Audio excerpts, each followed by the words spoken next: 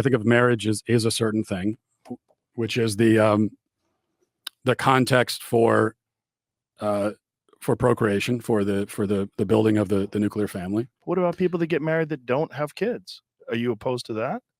What if they get married, they decide, you know what, we don't need kids. I'm going to get fixed. You get your tubes tied. Let's travel the world. Banger one. Opposed to it. I mean, I think that every married couple should be open to life. But what if they don't want to? Are you opposed to them being married? If marriage is only for procreation and to bond a family together, what about people that are deeply in love that never want to have children? I don't think it's not only procreation, but that is one of the fundamental definitional aspects of it.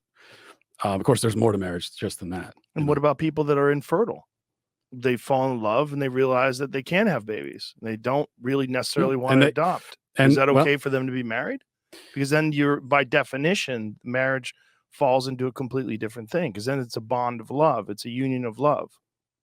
Sure. I mean, that doesn't change the nature of marriage, though. It's a little bit like I say that what's the definition of a woman? Well, a woman is someone who by her nature can conceive children in her womb and bear children.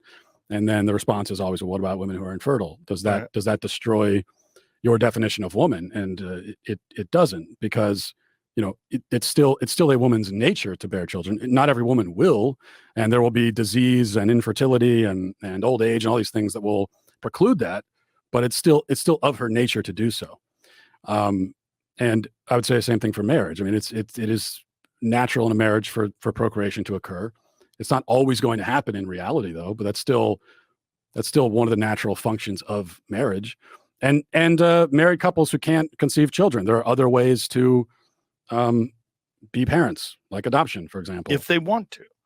Right. Sure. But if people want to be married and don't want to ever have children, are you opposed to them being married? Well, I wouldn't advocate a law that would prevent it. But would it change the definition of what their marriage is to you, because they don't want to have a family? They just want to have a loving bond? I think this would be a couple that is rejecting one of the fundamental aspects of marriage, and that they should be open to life. I would hope that in the future they would be, but isn't that just a person? Hey, Matt Walsh, do you know that unmarried people can also fuck and get pregnant? Like, he acts like to have a kid, you have to be married. And how is it foundational to the institution of marriage? What the fuck does childbirth have to do with it? Literally anyone could go have sex and make a baby. It's not like you need a ring on your finger to get fucking pregnant. Like, all of a sudden, put a ring on your finger and you just get fertile all of a sudden. Like, no, dude. Like, you can go do a one-night stand or like something like that. And oops, she got pregnant. Like, has nothing to do with marriage. It's so fucking dumb. Yeah. And the other thing that I think that even in the first 2.5 minutes of this that you realize, and that I think Matt Walsh is yet to realize, but I think the broader right-wing will, is the fact that just because they have had some luck with the whole trans kids phenomenon, right? Making that a massive culture war issue and getting a lot of support from that. When you bring up gay people, that it almost, thankfully, at least in the minds of the more moderate, swing independent thinkers like Joe Rogan, that's almost like it's already been settled, right? And he just brings it back to this freedom issue that flies right in the face with 99% of the other arguments that conservatives want to bring you. They'll be like, oh, this is a personal choice. Oh, this is a freedom. I should have the freedom to do this. But then they just kind of try and pivot and be like, well, except for when it's my religion, right? They'll be all up in arms about Sharia law and the radical threat of Islamist terrorism and all this kind of shit, right? But then they'll be like, well, actually, the real reason why gay people can't get married is it all comes back to the foundations of this medieval book, right? And they can't come up with any other argument for it. And Joe right here really wants to buy what this guy's selling. You can tell Joe Rogan always wants to buy what his guest is selling. That's why his show is so popular. He really, really has perfected the mirror method. But in this case, he's kind of just well, if it's about procreation, what about people who don't want to have kids? Then they shouldn't be able to get married? Like, what the fuck? And it just starts to unravel. And I feel like most of Joe's audience and most people who would even vote Republican, again, I think about my dad, right? I voted Republican his whole life. This guy's never going to support a law that says that gay people can't get married, because that kind of flies in the face of you know, freedom to do whatever the fuck you want in this country and not have the government like control you. And I feel like for people like Joe Rogan, where that's like their mainstay of all their values, like you're not going to be able to convince people of this. They should be. They should be open to life. I would hope that in the future they would be, but isn't that just a personal choice? I mean, you can have a very fulfilling life if you just follow your pursuits and your dreams and your interests, and you find someone that shares those interests with you and you share time together. It's very fulfilling and loving. Yeah, it's a personal choice, and that I'm not advocating for like a law that says that you if you're married you have to have X number of kids. But then why are you opposed to two gay people doing that? Well, because again, it's not about choice. It's about what this institution, marriage is an institution, and what is it, and what purpose does it serve? And I do not agree with tearing down or changing this definition, especially because the people who have changed the definition haven't come up with a new one. So they say, well, that's not what marriage is. So for thousands of years, we said marriage is the procreative union. And then we had the other side that came along and said, well, it's not that. Okay, well then, like, what is it exactly? And I know you said, well, it's people. That's what everybody puts on their wedding invitations. It's like, come watch our procreative union, guys. Watch me take off my one pair of underwear and put on a new one. These ones I can get fucked in. That's the whole point. Nobody cares about anything else when you go. You're literally going to watch a procreative union. They fucking hate that guy, but their dad gave him 2 lambs, and so now she has to get fucked by him for the next 30 years. That's how modern merit works. Stop trying to redefine it and make it about love and compassion and joint fulfillment. It's not about that. It's a business transaction about fucking, right? Right, Gavin? People love each other. 2 people love each other. Well, but then why 2 people? Why do they have to love each other? All these kinds of questions. You get into what if they're in the same family? What if brothers and sisters want to marry? And I know every time that comes up, the advocates for gay marriage will say, well, that's a slippery slope argument. That's a fallacious, but it's actually not. It's like we're trying to get to what do you even think this institution is now, since you've rejected out what we were saying it was. And I've never found a compelling definition. And any definition offered, it's like, well, what's even the point then? Why do we even need this now? I just don't see how a gay marriage in any way damages a straight marriage. I don't see it at all. It doesn't make any sense to me. It just seems to me that people want to be look, if you wanted to look at logic, especially in our modern society, which is pretty fucked when it comes to relationships, it's somewhere in the neighborhood of 50% of all marriages end in divorce anyway. They don't make it. I don't know if anything would damage marriage and damage the institution of marriage is the option of divorce. I don't think gay people getting married in any way, shape, or form changes a bond that you have with your wife. It's just called marriage. It's a human invented thing. If we decide that gay people can get married too, I just don't see how it damages anything. I don't think it tears down the definition of marriage in any way. It just opens up the possibility that people who are gay won't be discriminated against. Yeah, I don't think that a gay couple existing directly impacts. There's a gay couple and wherever, and I'm with my wife in our house. Like obviously, Right. there's not. But I'm not talking about on the individual level. I'm talking about on the societal level. Right. I would agree that I feel like this dude Matt Walsh had kids and regretted it, so now he thinks everyone else has to have kids too, so he feels better about his shitty life decision. You know what I'm saying? Like, yeah, sorry, bro, you had kids, you don't love them, you wish you were single again and were a free man. But all of society does not have to follow in your fucking shitty footsteps and have kids to be happy. That's absolutely ridiculous. Yeah, I just don't understand why he's like all of these people have redefined marriage to be what everybody thinks marriage is already about. He's like, what are we supposed to do? Come out here and just change it? They're like, yes, dude. Like, what are you talking about? And Also, the parameters have already been redefined. Like he's like they have these new parameters and they won't define it. And it's like, yeah, you love this person, you want to be with them forever, you want to build a life and not and like have the right to see them if they get hit by a car and shit. Because this is the kind of stuff, like, I'll be honest, I'm not like a huge marriage guy. It doesn't make me like feel that happy, like, I'm itching to get married, right? But in the back of my mind, I'm like, oh my God, if like my significant other gets in a car accident, I need to have the right to go in there and like be by their side. I need to have the right to fill out their medical forms. I need to be able to have the right to do X, Y, and Z. And that's where it starts to become like actually beneficial, right? And you know, he'll be like, well, that's why they can start a civil union. I'm like, no, that's not what it's about. That's about the utility. But anyway, we can let him keep digging his grave. Yeah, this is pretty funny. I also just love how high Joe is in this conversation. He's just like, what do you mean, bro? Like, you're so fucking ridiculous. Divorce, especially, this no-fault divorce, rampant divorce. I don't think it's as high as 50%. I know that's often quoted. I'm not sure where that comes from, but it is high. It's like, it's too high. And Chris Rock has a great joke about that. He said those are just the people with the courage to get out. It's like, how many cowards stay?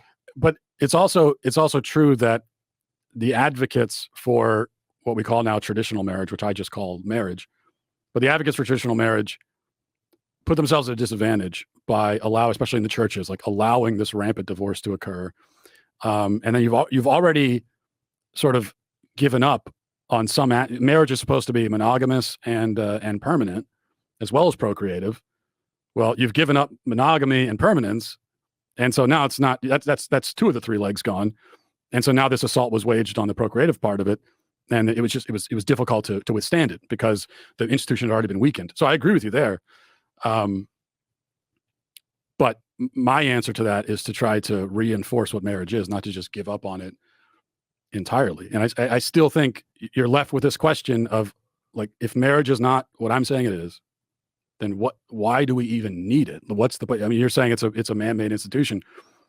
Yes. But you're also, like, the way that you're presenting it, it's a totally meaningless institution. So No, they don't need it at all. No, it's not meaningless. It's because it means something to the people that get married. So it's just a subjective, symbolic thing. I mean, what? Yeah.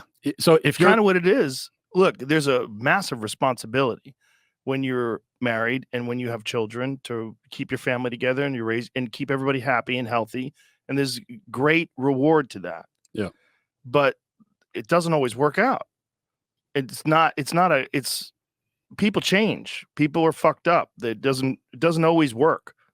And so I don't think it should be outlawed because 50% of the people fall apart. Just like I don't think it has any effect whatsoever on a straight couple if a gay couple decides that they want to make it official. And that's what it is to them. It gives them a feeling that they're accepted and appreciated and that they're not discriminated against because they happen to be homosexual. So, well, what you're articulating to me is the damage that's done by gay marriage to the institution of marriage. But how is it done? How is that in any way damaged straight people? Because we are making the institution meaningless. But it's not meaningless. Well, but it's very meaningful to the people that have it. Subjective, symbolic, and it's about your own personal feelings. Isn't it though? Well, no, I would say that it's not. Well, if it's not subjective and it's not symbolic, it codifies and protects and gives a name to a thing that actually exists, which are man, woman couples creating people, creating babies. But not always. Right, but again, that's still the nature of the union. So, but what are the percentage of people today that are married that don't have children? I bet it's pretty high amongst heterosexuals. Probably. Is there something wrong with that? I think there is something wrong with that. I think there is something wrong with getting married and saying, oh, we're not gonna have any kids at all. But why is there something wrong with that? If someone's personal choice, well, why is it wrong that two people are like, I am deeply committed to work and I don't want to sacrifice any of my career and I don't want to ruin a kid because I'm constantly at the office, but that's where I get deep satisfaction and that's what I'm focused on. And the woman says, that's great because I don't want children either. I really am attached to my interests in my career and what I like to do. That's not damaging your relationship with your wife and your family. That's just, it's a I certainly don't think of it as a threat to my marriage or my family. Yeah, it is a personal choice. Right, but shouldn't people be allowed to make those personal choices? Like, isn't that a fundamental aspect of what it means to be American, to have that freedom? Well, right, yeah, but right now we're not talking about what people are allowed to do. I'm not saying Well, that. we're talking about marriage, gay marriage. Okay, we were just discussing straight couples who choose not to have kids. That's also a personal freedom issue, Right. isn't it? Yeah, and I'm not saying that straight couples should be legally required to have kids, but I if you're asking me, do I think it's the right choice to just get married and choose not to have kids ever? I do not think that that's the right choice. It's their choice, but people can make choices that are wrong. If this is the future of the Republican Party, then the left has absolutely nothing to worry about. That's what I want to fucking go ahead and throw down. I live in the Bible fucking belt of this country, as does Gavin. And aside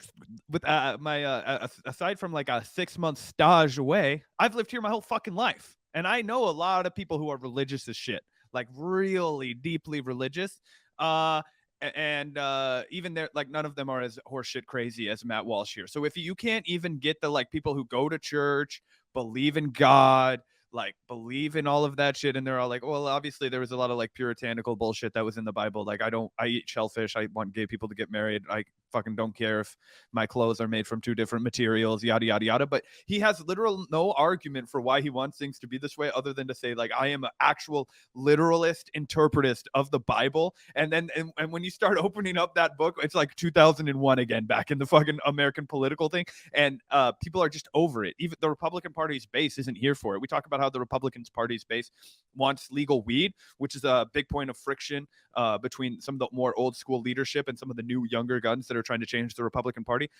Guess what, guys? Even Mitt Romney voted to make a gay marriage legal for everybody because he doesn't want to be known as a fucking massive piece of shit. And he's a diehard Mormon. If you've lost the diehard Mormon, the like token Mormon, Mitt Romney, guys, come on. You're not going to win over the country. It's a fucking lost cause. So I pray that the Republicans try and go with this guy so they can just, keep putting him up, keep inviting him on your show, because it's going to just make it that much easier to torch your fucking arguments. And you can disagree. How is it wrong if they have a fulfilling and wonderful life together with that choice? If their thing is that they just want to have a bond between the two of them to just like take it to the next level, let everybody know, like, we are married. If I die, my money's going to go to Helen. And if Helen dies, I'm going to mourn her because she was my wife and now I'll be a widower. Like, to some people, that distinction gives them peace and security and makes them feel better about the relationship, that they're both so committed that they've legally signed documents that say that they're bound by law and under the eyes of God or whatever you believe in. Yeah. They're able to make that choice, but I think you're still rejecting one of the purposes of marriage.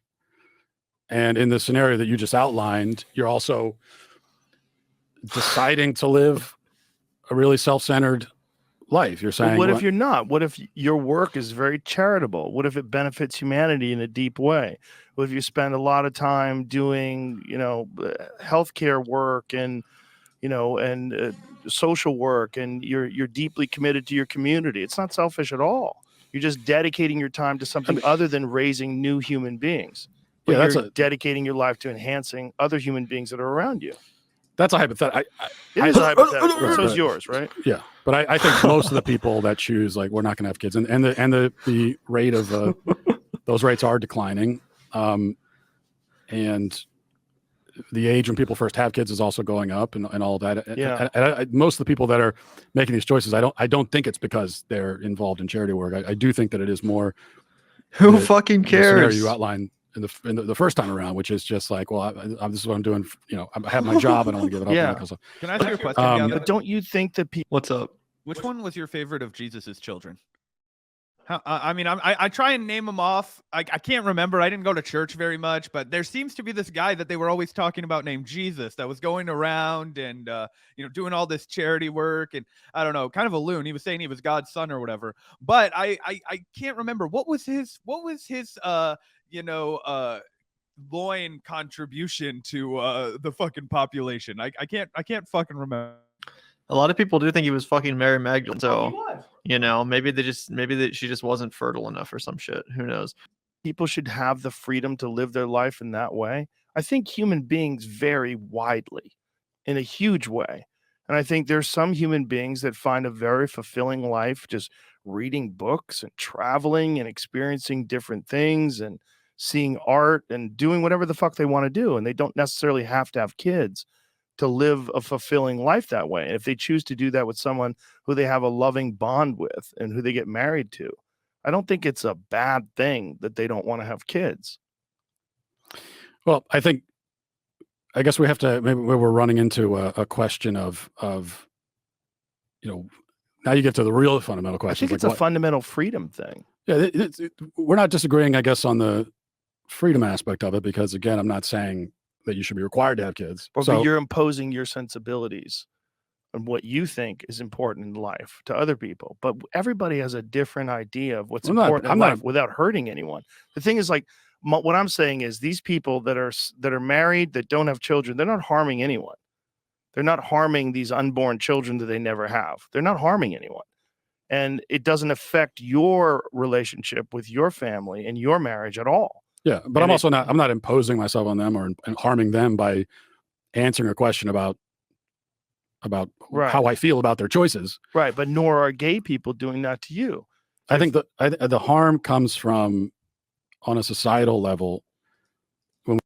Also, this is so true, Drew. Read the body language. Joe's chest out with eye contact, and Walsh is slumping and looking. His posture like gets worse and worse the more he gets cornered by Joe. He's like, yeah, dude. I just fucking hate gay people. Like, it's so true, Drew. I think it's true, because I think that, you know, one of the things about Joe is that, you know, kind of like any of us, if we were having this debate, is it gets personal to you when you're talking to somebody who's just like, because you think about the person that you care about, that you want to be able to have a fulfilled life, where they, you know, experience all the richness of love and marriage and stability and all of that. And then you can kind of like see that happening to Joe, where he's like, bro, you want to continue to tell me that you want to take that away from these people, and you've got that image of that person or, you know, group of people in your brain, and you're just like, go ahead, say that to me some more. And he's just like, you know, it's like that. It's like the two dog memes. You know, it's like the you know, the big John Fetterman looking dog, and then the little like fucking corgi. That's, you know. When we start breaking down these basic central institutions, like the institution of the family and of marriage, that's where the harm comes from. And the more that people believe, the more that we build a society where it's believed that marriage is objectively meaningless, right? It's entirely subjective. It's just about making you feel better. The more that we build a society like that, I think that's where the harm comes in. The worse it is, and people are going to reject marriage, and that means more, you know, fewer kids are being born. Also, more kids are being born in a context where they don't have that stable family structure. So the harm definitely comes. It may not be this immediate, you know, connect the dots thing, but and we can already see that. Yeah, so pretty crazy stuff. There's one more short clip I wanted to play from the same interview where Matt Walsh reveals his complete ignorance on the issue of trans healthcare. You mean the millions and millions? Yeah, the millions and millions of kids on hormone blockers. Let's take a look here, because again, this is an issue where Joe Rogan's actually more sympathetic to his viewpoint. Unfortunately, Joe Rogan buys into a lot of this transphobic talking points from guys like Matt Walsh. But here you'll see him realize that Matt Walsh doesn't know what the fuck he's talking about. How many people have had this done? Depends on what. I don't think we have exact numbers, but if we're talking about the drugs, millions. You're talking about hormone blockers? Yeah. Millions of kids have been on hormone blockers? Really? I'm sure someone's going to fact check me on that, but my guess is that we're into the millions now at this point. Yeah, that would be my guess. It says over the last 5 years, there were at least 4,780 adolescents who started puberty blockers and had a prior gender dysphoria diagnosis. It says it's kind of undercounted, but that would be a big undercounting. Less than 1,000 people a year. Yeah. Yeah, I mean, I would guess, you know, hundreds of thousands at this, but I could be wrong. Million sounds great. Yeah, I could be wrong. Yeah. How many people have had this done? That come get your boy, gang. This your guy over here. This your team, fam. Yeah. This is the all-star of the anti-trans movement. He's real educated on it. It's him and Jordan Peterson. Okay, up yours, woke moralists. We'll see who cancels who.